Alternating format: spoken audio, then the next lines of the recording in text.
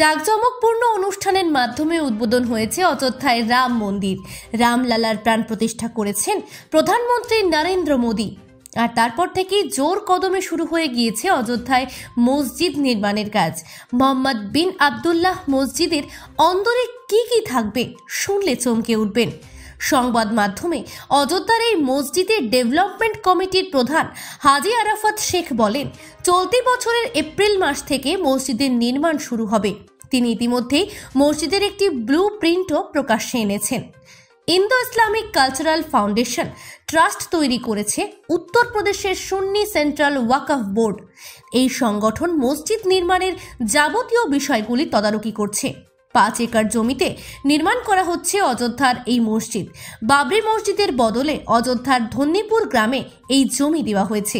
হাজি আরাফাত শেখ উত্তরপ্রদেশের সুন্নি সেন্ট্রাল ওয়াকফ বোর্ডের মাধ্যমে নির্বাচিত প্রতিনিধি। অযোধ্যার ধন্যীপুরের গ্রামে মসজিদ নির্মাণের যাবতীয় বিষয়গুলি তিনিই খতিয়ে দেখছেন। এই ব্যক্তি মহারাষ্ট্রের সংখ্যালঘু বিষয়ক কমিশনের প্রাক্তন চেয়ারপারসন ছিলেন। তিনি মহারাষ্ট্রের একজন জনপ্রিয় বিজেপি নেতাও বটে। হাজি আরাফাত শেখ বলেন, এটা বিরাট একটি প্রজেক্ট। আমি নিজেকে সৌভাগ্যবান মনে করছি।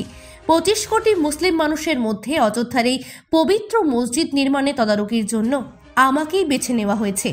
ইসলামিক সভ্যতার ইতিহাসে এটি একটি অভিনব কীর্তি হয়ে থাকবে।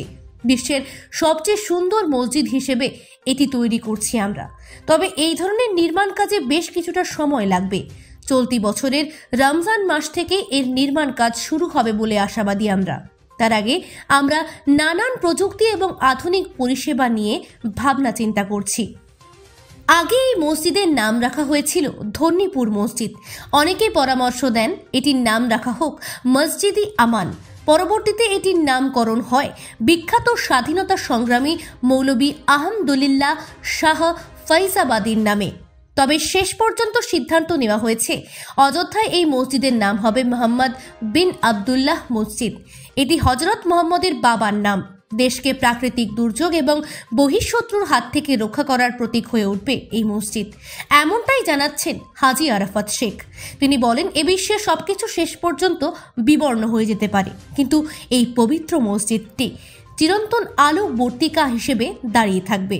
এটির সৌন্দর্য কেবল ভারতকেই আলোকিত করবে তা নয়, বরং দেশের সীমানা ছাড়িয়ে পৌঁছে যাবে গোটা বিশ্বে। এটি হযরত মুহাম্মদের একটি আশীর্বাদ এবং আধ্যাত্মিক প্রতীক হয়ে দাঁড়িয়ে থাকবে। ন্যাশনাল ডেস্ক রিপোর্ট, নিউজ অবিকল।